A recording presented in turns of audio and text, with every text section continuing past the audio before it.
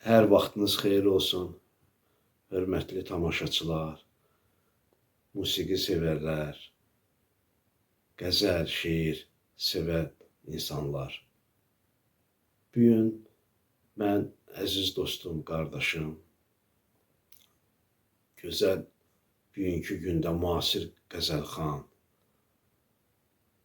musiqi sevər, qarmon alətini sevər və onu özünə məxsus ifaçılığı ilə seçilən mənim əziz dostum, qardaşım İbrahim Zahid haqqında öz fikirlərimi, düşüncələrimi sizlə bölüşmək istəyirəm.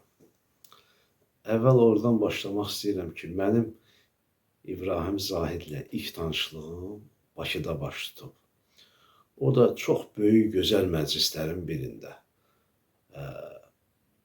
Ustad Tarzən, Respublikanın xalq artisti Firuz Əliyevin oğlunun toyunda biz yaxından tanış olduq və orada çox böyük ustadlar vardı və o məclisi idarə edənlərdən biri də mən idim, yəni mənə həvalə olunmuşdu məclisi idarə eləmək.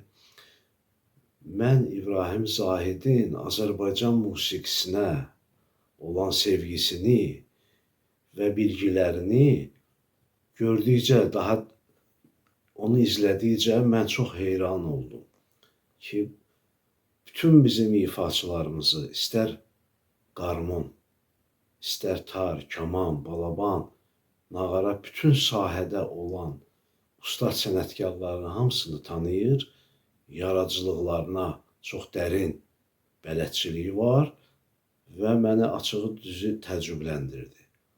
Amma ki, sonraki məqam məni ondan da çox təəccübləndirdi. Deyin, niyə görə? Mən o İrana qayıtdıqdan sonra bizim yaxın tanışlığımız nəticəsində tez-tez biz WhatsApp vasitəsilə danışırdıq.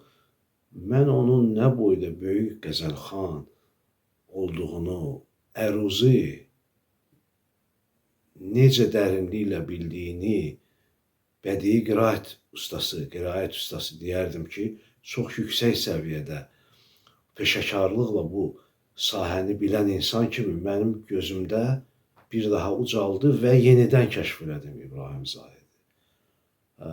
Bugünkü bizim qəzəl dünyamızda, yəni o böyük nəhənglərdən sonra boşluqlar var.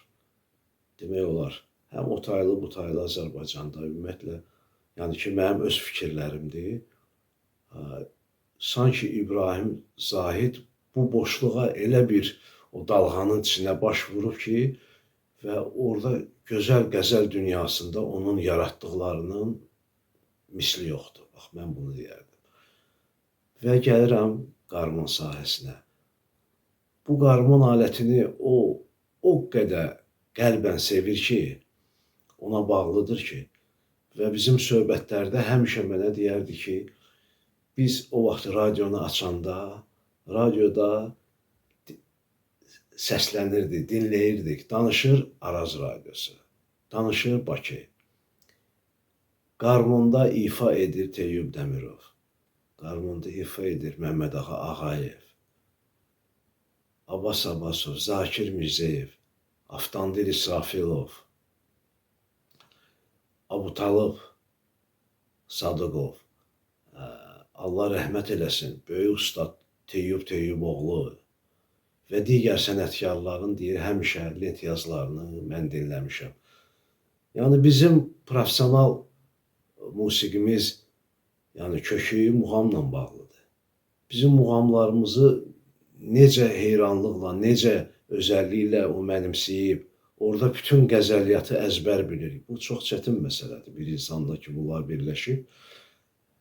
İbrahim Zahid qarmon alətinin ecazkar səsi ilə böyüyüb və bu aləti o qədər gözəl sevir ki, ifasında o qarmon səsinin Azərbaycan ifasında olan tembrini mənimsəyib və özünə gözəl bir alət aldıqdan sonra öz ifasını neçə dəfələrlə mənə göndərib, mən o ifalara qulaq asmışam. Əsl Azərbaycan qarmon məktəbinin nümayəndələrindən biridir. Bugünkü gündə mən onun yaradıcılıq haqqında öz düşüncələrimi sizlə bölüşürəm. Çox sözlər demək olar, amma yəqin ki, vaxt məhdudiyyətimiz var. Mən İbrahim Zahidə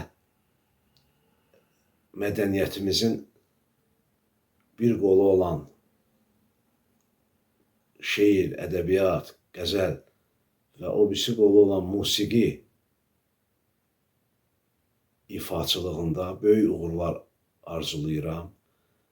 Və mən Azərbaycana gələndə çox böyük məmnuniyyətlə onunla görüşürəm və arzulayıram ki, yaxın zamanlarda bir də görüşək və bir daha mən onu təzədən o ifaçılığında olan, istər qəzəl dünyasında, istər musiqi dünyasında olan yeniliklərini duyam və necə deyərlər, bugünkü gündə öz fikirlərimi sona gətirirəm ki, ona can sağlığı, yaradıcılıq uğurları arzulayıram.